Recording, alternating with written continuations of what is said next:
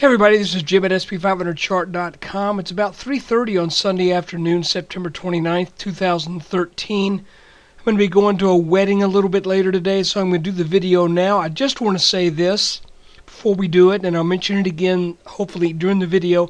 Keep your eye on the futures with the news going on with the government shutdown possibility. I don't think they're going to do it, but that news and wherever we might stand at the time certainly could push the markets one way or another at this point, I think. So maybe watch the futures and keep your ear to the ground, so to speak, so as to hear any oncoming stampede. But right now, when we look at the chart and we review the past week, I think you'll see things are looking, they appear to be pretty clear. And I would say that the market is poised. Well, I'll tell you later after I read this.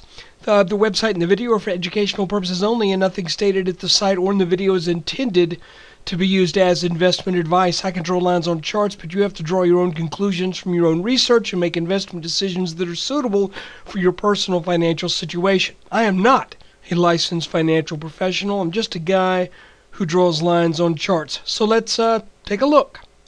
Well, we're looking at a 15-minute chart, and what I want to show you is about, when was it, on Thursday or Wednesday of last week, I mentioned that that there's a couple possibilities here. One is we may be looking at a head and shoulders top after having broken down from our ascending channel, which is these two, I'm going to call them mustard colored lines. They're actually supposed to be dark yellow, but they look kind of like spicy Heinz mustard. So the spicy Heinz mustard lines, this channel broke down, and we found what looked to be possibly a neckline situation here right about 1700, and that seemed like a good deal and everything. But when we started to see the action for about 2 days after the S&P broke through that line, to be honest with you, it was not behaving like a breakdown.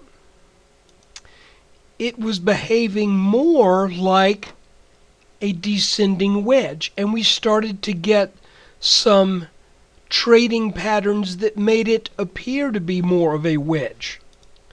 So with that in mind, we took an upper line and a lower line, and if we go in now to a 10-minute chart, you can see there's the little pattern.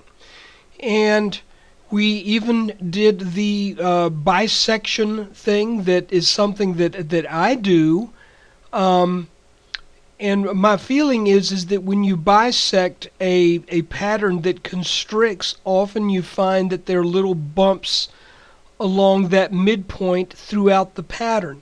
So as we closed on Friday, we closed above this top line for the second day in a row, even though the market was down about 7 points. Again, it's a descending pattern, so what you look for this top line to be broken, and then you look for a gradual return, maybe even a scallop pattern, a bowl pattern, but you look for buying to start to overcome selling. Now, I made note that I thought we might, and by the way, that was pretty much the story of the week. The week was based upon coming into, let's get the weekly review out of the way. Coming into the week, the notion here was that having broken through this support line right here on our rising Grey Poupon channel, that we're looking for one of two things to happen now. We're either looking for the market to reverse, or we are looking for it to consolidate and then move back upwards. And one of the reasons why I mention this is the fact that this channel was actually pretty narrow. If we look at the top line here, 1711 and 1690, the channel's only 20 points high, so it's pretty narrow. And we've seen narrow channels in the past develop, break down, and then turn back up, and we look at it in retrospect. And I'm not saying this is the line down here. I have put this line here just out of curiosity. We're currently underneath it, but if we turn up, this line gets adjusted. But as an illustration, that we start here and we're in a narrow channel, then we come down, and then we come back up, and we find out that our initial channel was just part of a much wider pathway to new highs. So now that you know that this line really doesn't have reliable data points, it serves only to illustrate the concept that this small narrow channel may be part of something larger. For now, let's get rid of that, because I think it may be throwing us off here because we are a little bit underneath it. So if we look at this pattern, I mentioned that oftentimes, and I think I mentioned this on either Wednesday or Thursday, that oftentimes the apex of these patterns ends up being a level of technical significance. And I mentioned that the apex between this line and this line happened to converge right at a level that also would be represented by the pre-morning gap on the 16th of September. So we could expect some support here. So on Friday, at least so far, that is what took place.